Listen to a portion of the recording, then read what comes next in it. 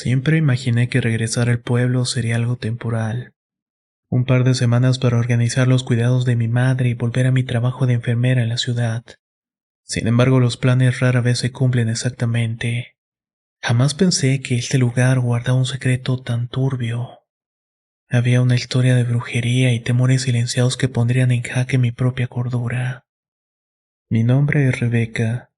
Me fui de mi municipio cuando tenía 17 años. Estaba dispuesta a estudiar enfermería en la capital y formar un futuro lejos de los rumores y la mentalidad cerrada de mi pueblo. Mantenerme fuera no fue sencillo. La economía, la añoranza por mi madre enferma y el deseo de progresar me dividía internamente. Y sin embargo aquí estaba, casi 10 años después, volviendo con una maleta medio rota y unos ahorros escasos. Todo para cuidar a mi madre que se deterioraba a pasos agigantados. Cuando bajé del autobús y sentí el calor seco del mediodía, experimenté un vuelco en el estómago. Las calles polvorientas, las casas con paredes desconchadas, los árboles de troncos retorcidos, me dieron la bienvenida con un aire de nostalgia mezclado con inquietud. Caminé hasta la casa de mi mamá, situada al final de una callejuela llena de baches. La encontré sentada en la mecedora, mirando sin ver hacia la plaza. Su tez se veía más pálida y un temblor sutil agitaba sus manos. «Hija, llegaste», musitó con la voz débil aunque con una sonrisa que me conmovió. Le di un abrazo y noté inmediatamente lo mucho que había adelgazado, así como un brillo extraño en los ojos con mezcla de cansancio y miedo. Intenté sonsacarle qué pasaba, pero soltó un suspiro largado y desvió la mirada. «Rebeca, hay algo que quiero contarte, pero no sé por dónde empezar». Aquella frase me dejó una sensación de anticipación. Al entrar a la casa noté un aroma penetrante de hierbas secas como albahaca ruda. En la mesa del comedor yacía un frasco con un líquido ambarino que no reconocí. Mamá me confesó que lo estaba tomando por indicaciones de una señora, una curandera del pueblo que le ayudaba con los dolores de articulaciones. Al principio no le di demasiada importancia. En los pueblos abundan las curanderas tradicionales. Sin embargo, la intensidad de ese olor y la expresión de mi madre me pareció un presagio de que nada sería sencillo. Me quité la chamarra y abrí las ventanas para ventilar un poco. Con mi experiencia como enfermera quería preparar un plan de cuidados. Dietas, medicación, supervisar su presión y consultar con un médico local. Pero mi madre insistió con pánico en la voz. «No, Rebeca, esta enfermedad no se cura con doctores. Yo estoy en manos de la bruja mayor». Aquella palabra, la bruja mayor, me revolvió recuerdos de la infancia. Había escuchado murmullos de que más allá de las curanderías, existía alguien en el pueblo con artes oscuras, una persona que era capaz de sanar o dañar según su antojo. ¿Será la misma de la cual hablaba mi madre? Se me hizo un nudo en la garganta. Creía que eran leyendas exageradas, pero la seriedad con la que mi madre lo afirmó me sacudió. Con el corazón apretado me dispuse a indagar la verdad tras esas supersticiones, pero no imaginaba hasta dónde llegaría su influencia. Al día siguiente me propuse investigar de forma discreta. Visité a doña Elvira, una vecina amable que recuerdo de mi infancia. Era conocida por sus chismes inofensivos. Le pregunté fingiendo curiosidad si conocía a la curandera que atendía a mi mamá. Les juro que su semblante cambió de inmediato. Primero frunció el ceño y luego miró a un lado y a otro como si temiera ser escuchada. Pero por fin habló en voz baja. «Rebeca, esa mujer no es una curandera. La llaman la bruja mayor por algo. Lleva muchos años en el pueblo aunque nadie sabe su edad real. Aparece y desaparece sin que la gente sepa dónde vive. Algunos aseguran que hace milagros. Otros juran que ha lanzado maldiciones fatales. En mi calidad de profesional de la salud me costaba creer esos relatos. Sin embargo, doña Elvira detalló varios casos. Un hombre que tras ofender a la bruja mayor despertó mudo y sin poder escribir ni un mínimo mensaje. Una familia que de pronto perdió su casa en un incendio inexplicable. Y la matriarca jura que la bruja les había echado el mal de ojo. Tal vez sea simplemente coincidencias, murmuré intentando mantener el escepticismo. Doña Elvira me miró con lástima. Todos decimos eso, hija, pero vas a ver que te va a tocar. Comprendí que la fama siniestra de aquella mujer era un secreto a voces. Nadie la denunciaba por miedo y muchos del pueblo recurrían a sus servicios para maldecir enemigos o para pedir favores de salud y prosperidad. Salí de la casa de doña Elvira con un nudo en el estómago. ¿Sería posible que mi madre hubiese acabado en manos de alguien así? Regresé a casa con la intención de confrontar a mi madre y comencé la de desistir. Pero al entrar la encontré conversando con un hombre enjuto. Estaba vestido con ropas gastadas. Cuando notó mi presencia se despidió de prisa y salió sin mirarme. Mamá con la mirada baja me dijo: «Eres un paciente de la señora. Vine a ver si puedo darle un recado. La bruja mayor me ha encargado algunos encargos». La sorpresa me dejó muda. Mi madre haciendo encargos para esa supuesta bruja. ¿Qué significa todo esto? Decidí hacerme la fuerte y preparé un plan. Como enfermera quería llevar a mi madre a un médico de cabecera, hacer estudios y comprobar si su enfermedad requería tratamiento clínico. Pero cuando se lo propuse se negó con vehemencia. Me dijo con un hilo de voz: «Rebeca, no entiendes. Ya hice un pacto de sanación con esa señora. Si te metes solo vas a empeorar mi situación. Ella me ha hecho mejorar un poco, pero me siento atada a su voluntad». Alarmada la toqué en la frente esperando febrícula o signos de confusión mental. Sin embargo, mi madre parecía muy consciente. Aún así temblaba como una niña asustada. Sentí la necesidad de indagar más sobre la bruja mayor, y no había mejor manera que hablar directamente con alguien que la hubiera enfrentado. En mis recuerdos por el pueblo surgieron anécdotas de gente que fue afectada por la bruja. El caso de Clara era una joven con problemas para embarazarse. Acudió a la bruja buscando un remedio de fertilidad y al cabo de 3 meses, Clara quedó embarazada y celebró su milagro. Pero al sexto mes de gestación empezó a tener pesadillas y dolores intensos. Narró que en las noches sentía presencias en su habitación, que veía un gato negro sentado en la cabecera de su cama. Dio a luz a un bebé sano, pero Clara siempre dijo que sentía algo raro. Otra historia era de doña Marta y Rogelio, un matrimonio que andaba en disputa con otra familia por un terreno. Alguien de la familia rival supuestamente contrató los servicios de la bruja. Rogelio enfermó del estómago sin que los doctores encontraran causa. Marta desarrolló un brote en la piel con formas que parecían letras. Cuando finalmente se rindieron y cedieron el terreno en disputa, milagrosamente los síntomas desaparecieron casi inmediatamente. Y bueno, está el caso del don Gerardo el Mudo. Este fue el caso que doña Elvira me relató con más detalle. Gerardo era un hombre violento que supuestamente maltrató a la bruja, cuando ella intentó entrar en su huerto para tomar unas cosas. A los pocos días perdió el habla. Ningún doctor halló una explicación fisiológica, pero él mismo aterrado se terminó arrodillando frente a la bruja pidiéndole perdón. Según los rumores, ella lo dejó mudo para enseñarle humildad. Jamás volvió a pronunciar palabra. Todos estos relatos compartían un tono similar, una mezcla de fascinación y horror. La bruja mayor no solo curaba, sino que también castigaba, otorgaba dones o lanzaba hechizos devastadores. Y mi propia madre ahora estaba enredada en sus redes. Tras acumular varios testimonios, comprendí que la única manera de salvar a mi madre era enfrentar a aquella bruja. Pero esto sin que ella lo supiera, así que me di a la tarea de encontrarla. Alguien me dijo que a veces rondaba la plaza al anochecer. Otras veces se le veía en las afueras del pueblo recogiendo hierbas. Me pasé 2 noches enteras merodeando con discreción hasta que finalmente la encontré. Eran como las 9 de la noche cuando la vi. Una figura alta y delgada. Tenía un rebozo oscuro, se desplazaba cerca de la vieja capilla abandonada. Me aproximé con el pulso acelerado y al estar a pocos metros, ella se detuvo como si percibiera mi presencia, aunque yo intentaba no hacer ruido. De pronto giró su rostro hacia mí y tenía rasgos afilados, un cabello cano que se asomaba por el rebozo y unos ojos negros que me atravesaron con una mirada gélida. «Tú debes ser Rebeca, la enfermera que vino de la ciudad», dijo con una voz sorprendentemente suave. Me quedé atónita. ¿Cómo sabía mi nombre y cómo reconoció mi profesión? Obviamente el pueblo era pequeño, corría noticias, pero la manera en que lo expresó me estremeció.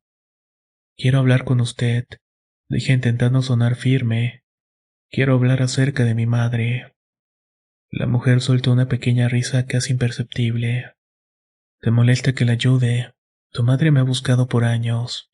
Le he ofrecido un remedio para su dolor. ¿Acaso no lo notas? Quise replicar que en realidad solo la estaba perjudicando, pero mis palabras se quedaron atoradas. Su mirada parecía leerme el pensamiento y me pregunté si en verdad yo estaba capacitada para enfrentarla.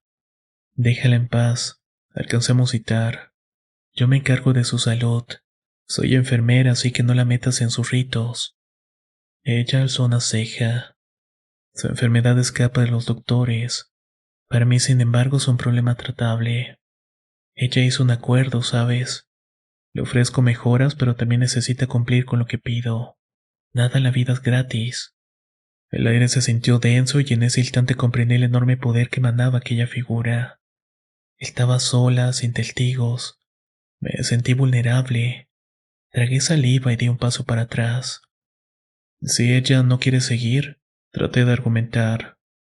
¿Tú crees que no quiere? Respondió con una risa suave. Pese al miedo, tu madre elige seguir. Dile que la espero mañana al anochecer. Que no falte, si no desea que el dolor regrese multiplicado. Y sin más giró y se adentró en la penumbra. Cuando reaccioné no supe hacia dónde se había ido. Parecía haberse esfumado entre las sombras de la capilla. Volví a casa con una mezcla de rabia e impotencia. ¿Cómo podía romper un lazo tan poderoso? El tiempo se me agotaba, pues mi madre no resistiría más su dependencia a la bruja. A la mañana siguiente le conté a mamá del encuentro. Ella me imploró que no me metiera, que estaba mejor gracias a ella. Sí, le debo favores, pero me siento menos adolorida. Rebeca, ya no quiero sufrir, te lo digo de verdad.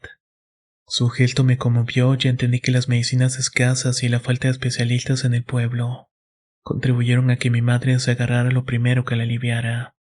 Aun sabiendo del riesgo, prefería esa supuesta cura a la agonía. Ahí radicaba un dilema moral.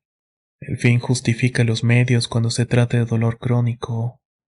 Mi lógica me decía que no, pero la empatía con mi madre me hacía cuestionarlo.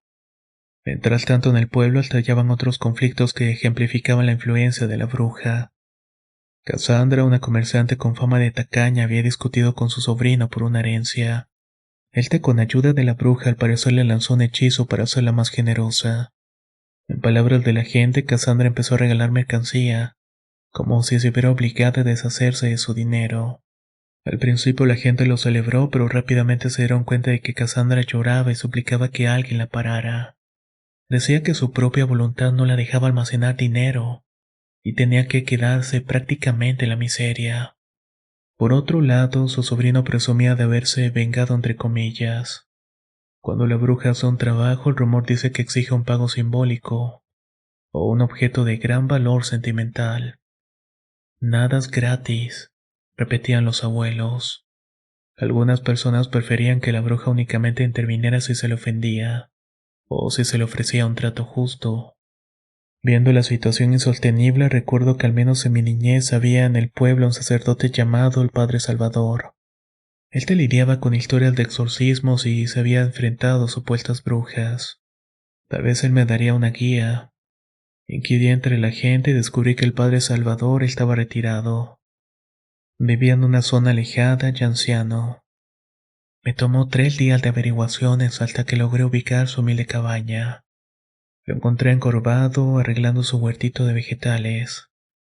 Al presentarme me miró con ojos bondadosos. Hija, has venido a buscarme para hablar de la bruja, ¿cierto? Asentí atónita de que adivinara con tanta precisión. El padre me invitó a sentarme en un taburete y le conté la situación de mi madre, de la presión que sentía al ver a la bruja controlando su salud y la voluntad de las personas. El anciano entonces me dijo: la bruja practica un sincretismo, una mezcla de ritos viejos con brujería. Magia negra, pues. No es meramente una medicina tradicional. Ha extendido su influjo porque la gente desesperada la busca. A cambio exige devociones que rozan la maldad. Le pregunté si existía alguna manera de romper los lazos que mi madre había establecido. El padre Salvador entonces suspiró. Hay caminos, hija, pero exigen coraje. Se necesitan oraciones limpias, actos de contrición, o en casos extremos un enfrentamiento directo a su poder. Pero te lo advierto, la bruja esta no va a ceder tan fácilmente. El corazón me latió con fuerza. Imaginaba a la bruja lanzándome maldiciones y yo la desafiaba. ¿Y qué pasaría con mi madre? El padre Salvador me ofreció un amuleto de madera con una cruz tallada y un símbolo de protección. Llévalo contigo. No es garantía, pero te dará valor. Y si tu madre quiere romper el lazo, ella misma debe renunciar a ese beneficio que la bruja le ofrece. Tomé la decisión de intervenir arriesgando todo por el bienestar de mi madre. Esa tarde encontré a mi madre tomando de nuevo el brebaje amarino. Su semblante, aunque estaba estable físicamente, reflejaba un temor constante. Le expuse la situación. Si de verdad quería librarse del yugo de la bruja, debíamos hacerlo esa misma noche. Con lágrimas en los ojos, mamá afirmó que sí, que estaba cansada de vivir con la espada de Damocles sobre su cabeza. Esa noche fui a la casa de la bruja acompañada por mi madre. Esa dirección la obtuvimos de una vecina que dijo que la bruja eventualmente recibía a sus devotos en una casona vieja, la cual estaba al borde de un arroyo. Llegamos cerca de las 10. Sentí escalofríos al contemplar la fachada con muros de piedra cubiertos de musgo, ventanas clausuradas con tablas, y sin embargo una luz tenue salía por la rendija. Empujé la puerta y para mi sorpresa se abrió sin rechinar. Entramos a una sala espaciosa pero lúgubre, con un altar improvisado en la pared del fondo. Estaba lleno de veladoras y frascos. Mi madre se pegó a mí temblando. En la esquina estaba la mujer aguardándonos. Sonrió con un aire de superioridad. Así que has venido, me dijo. También veo que traes a tu mamá. ¿Confiará en ti en lugar de mí? Está dispuesta a resignar el alivio de sus dolores. Ella no quiere nada más con usted, le dije. Hemos venido para romper su trampa. La bruja ladeó la cabeza como un cuervo analizando a su presa. Acto seguido tomó un frasco lojito ante nosotras, liberando un aroma penetrante y agrio.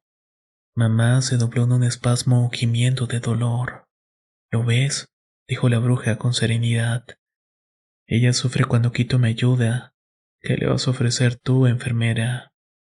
Noté como mi madre empezaba a jadear y tenía un súbito ataque de punzadas en las articulaciones. Miré a la bruja con rabia. No es ayuda lo que necesitamos, sino la libertad. Sostuve el amuleto que me dio el padre Salvador y rezó un par de oraciones que me dijo el anciano. La bruja arrugó el ceño y de pronto sentí una fuerza invisible, algo golpeándome en el pecho. Casi perdí el aliento y mi madre gritó mi nombre. Me dijo que no me metiera y que confiara en ella, que iba a estar bien.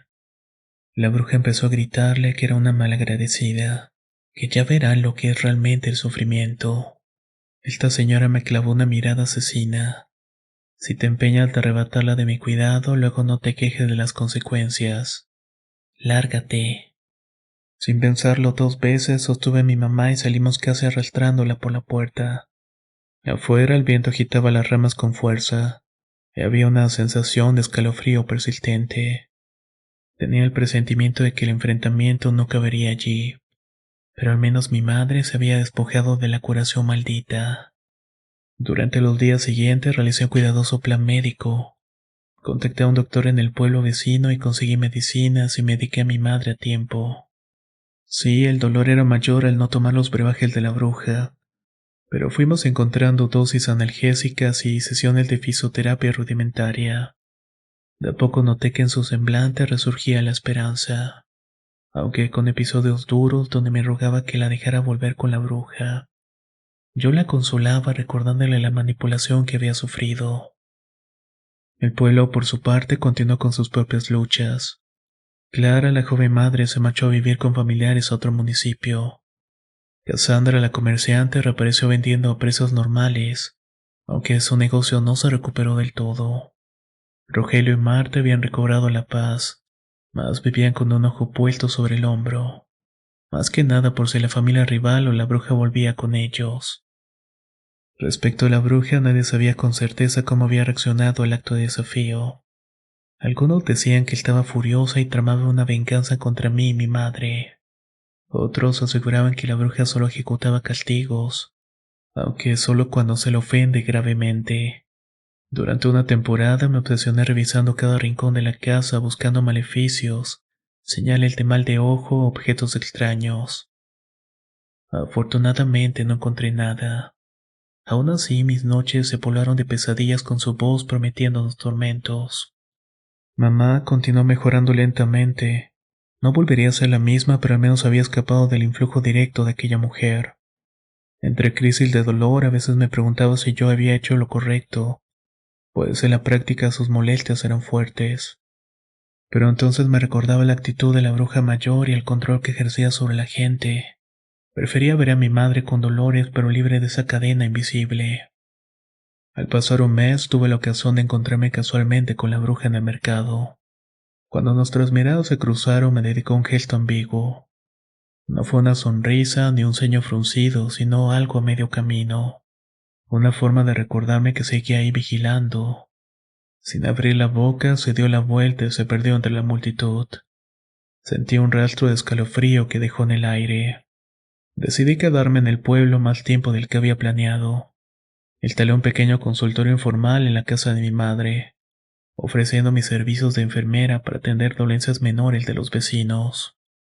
No soy médico titulada, pero sabía lo suficiente para orientar.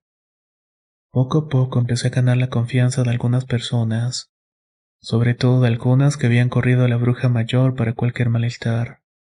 Aún así, muchos seguían acudiendo con ella por costumbre o superstición.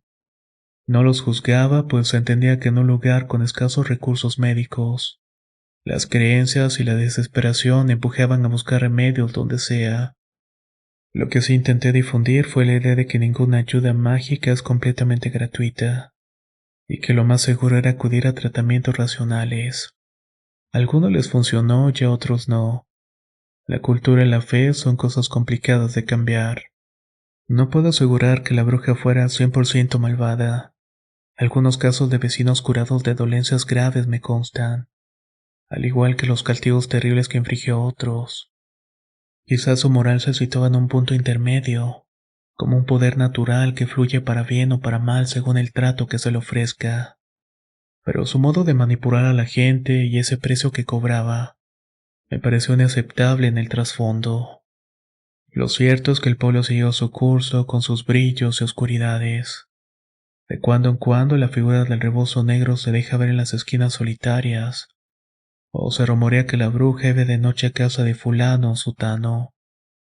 Esta es la historia que he querido compartir, la de una enfermera que volvió a su hogar y descubrió que la enfermedad física puede mezclarse con hilos de magia, pero también con chantajes y poder. La bruja no fue vencida ni desapareció, tan solo se quedó merodeando con sus secretos y sus brebajes, pero al menos mi madre y yo salimos de esa red. Mi esperanza es que un día la medicina y la empatía genuina reemplacen la necesidad de acudir con brujas, sobre todo con personas que juegan con el sufrimiento y el miedo. Hasta entonces confío en que la experiencia que viví sirva de advertencia para quienes crean que la magia oscura ofrece soluciones sin consecuencias.